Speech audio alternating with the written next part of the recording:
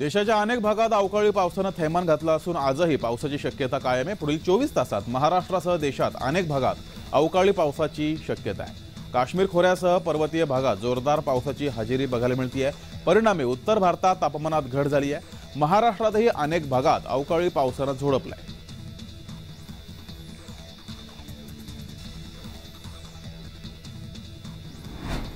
महागाईच्या तीव्र झळा सोसत असलेल्या नागरिकांसाठी चांगली बातमी आहे। महानगर गॅसनं सीएनजी दरात कपात करण्याची घोषणा केली आहे। सीएनजीच्या दरांमध्ये प्रति किलो 2.5 रुपये कपात करण्याचा निर्णय महानगर गॅसनं घेतलाय। आता मुंबईमध्ये महानगर गॅसचे सीएनजीची किंमत प्रति किलोग्राम 73.50 रुपये इतकी असेल। आजपासून हे नवे दर लागू होणार आहेत। दरम्यान पीएनजीच्या दरात कोणताही बदल केला गेला नाहीये।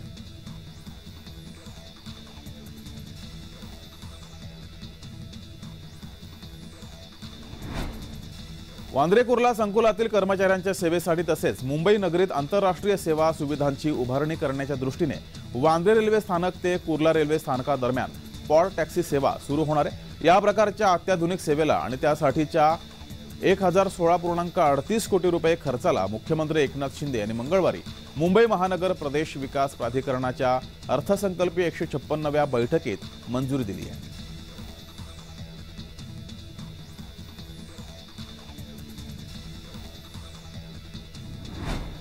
पुण्यातील रुबी हॉल क्लिनिक मेट्रो स्थानक ते रामवाडी मेट्रो स्थानकाचं उद्घाटन पंतप्रधान नरेंद्र मोदी यांच्या हस्ते बुधवारी सकाळी ऑनलाईन पद्धतीने होणार आहे। गेल्या काही दिवसात या मार्गाचं काम पूर्ण झालं होतं, तर बुधवारपासून हा मार्ग पुणेकरांसाठी खुला होणार आहे। वनाज ते रामवाडी असा एकूण 16.5 किलोमीटरचा हा मार्ग आहे।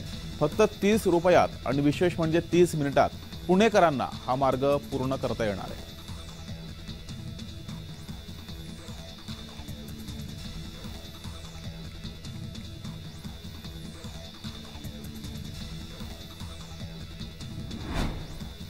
महाराष्ट्र राज्य विद्युत मंडळाकडे अनेक कंत्राटी कामगार हे कार्य करत असतात, परंतु या कामगारांनी विविध मागण्यांसाठी 6 वेळा आंदोलन करूनही शासनाकडून कोणतीही दखल घेण्यात आली नसल्यानं बुधवारपासून त्यांनी बेमुदत धरणे आंदोलनाचा इशारा दिलाय। गोंदिया येथील महावितरणच्या कार्यालयासमोर सर्व विद्युत कंत्राटी कामगार बसले असल्यामुळे जनसामान्यांच्या विद्युत पुरवठ्यावर याचा परिणाम होणार असल्याचं चिन्ह सध्या जिल्ह्यात दिसतंय।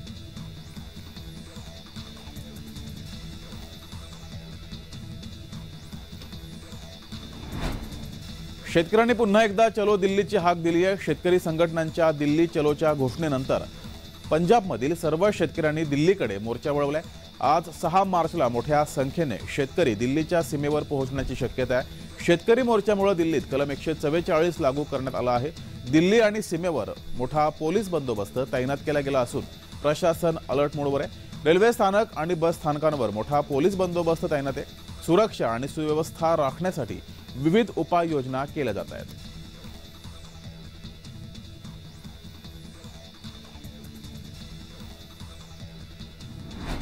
चोवीस तासानंतर कात्रज प्राणी संग्रहालयातील बिबट्याला जेरबंद करण्यात प्रशासनाला यश आले। बिबट्याला जेरबंद करण्यासाठी वेगवेगळ्या उपाययोजना केल्या गेल्या होत्या। हालचाली टिपणाऱ्या वेगवेगळ्या कॅमेरासह 9 पिंजरे लावले गेले होते। दरम्यान तो एका पिंजऱ्यात अडकला। रात्री 9 वाजता त्याला जेरबंद करण्यात प्रशासनाला यश आले।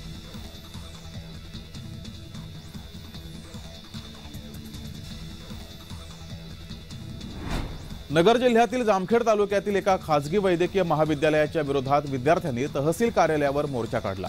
परीक्षा फॉर्मवर जितके शुल्क आहे तितकेच शुल्क आकारण्यात यावे, इतर गोष्टी सांगून अतिरिक्त शुल्क आकारून विद्यार्थ्यांकडून आर्थिक लूट होत असल्याचा आरोप केला गेला।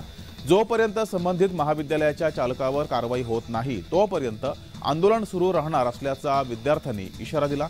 तसं निवेदन देखील तहसीलदार यांना दिलंय।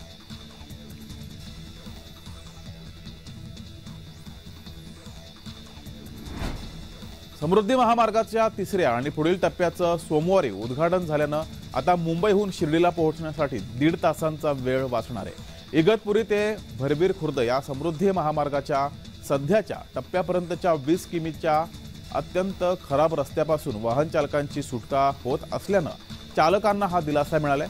महाराष्ट्र राज्य रस्ते विकास महामंडळ बांधत असलेला हिंदुहृदय सम्राट बाळासाहेब ठाकरे मुंबई नागपूर समृद्धी महामार्गाचा 24.87 किलोमीटरचा 3रा टप्पा सोमवारी सुरू झाला।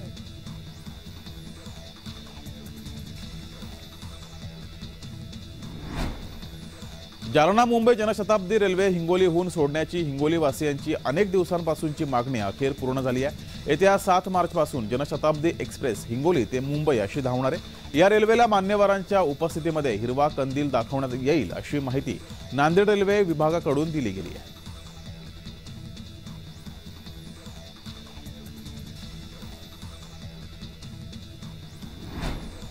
यंदा पावसानं आखडता हात घेतल्यानं जिल्ह्याच्या भूजल पातळीत सातत्यानं होत असलेली घट नाशिककरांसाठी चिंतेचा विषय ठरतीये। मागील 5 वर्षांच्या तुलनेत यंदा सर्वाधिक जलपातळीत घट झाल्याचं निरीक्षण जिल्ह्यातील भूजल सर्वेक्षण विकास यंत्रणेकडून नोंदवले गेले। विशेष म्हणजे जिल्ह्यातील 15 तालुक्यांपैकी 10 तालुक्यातील पाणी पातळी 5 मीटर खाली असून यामध्ये नाशिक आणि निफाड सारख्या तालुक्यांचाही समावेश आहे। त्यामुळे येत्या काळात नाशिककरांसमोर जलसंकट अधिक गंभीर होण्याची चिन्हे आहेत।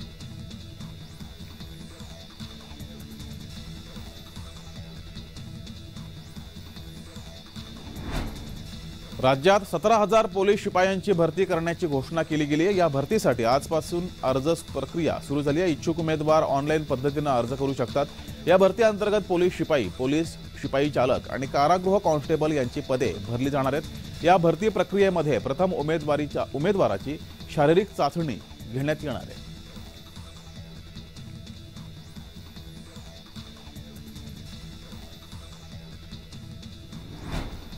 मुंबईमध्ये घर घेण्याचे स्वप्न पाहणाऱ्यांसाठी आनंदाची बातमी आहे। दिवाळीच्या मुहूर्तावर यंदा म्हाडाच्या घरांची लॉटरी निघणार आहे। या माध्यमातून 700 घरांची सोडत निघणार आहे। प्रथमच म्हाडा मध्यम आणि उच्च उत्पन्न गटासाठी उच्च दर्जाच्या सोयी सुविधा असलेली घरं तयार करतीये। परवडणाऱ्या घरांची निर्मिती करणारे म्हाडा या आलिशान घरांसाठी किती किंमत आकारणार याबाबत अद्याप कोणतीही अधिकृत माहिती समोर आली नाहीये।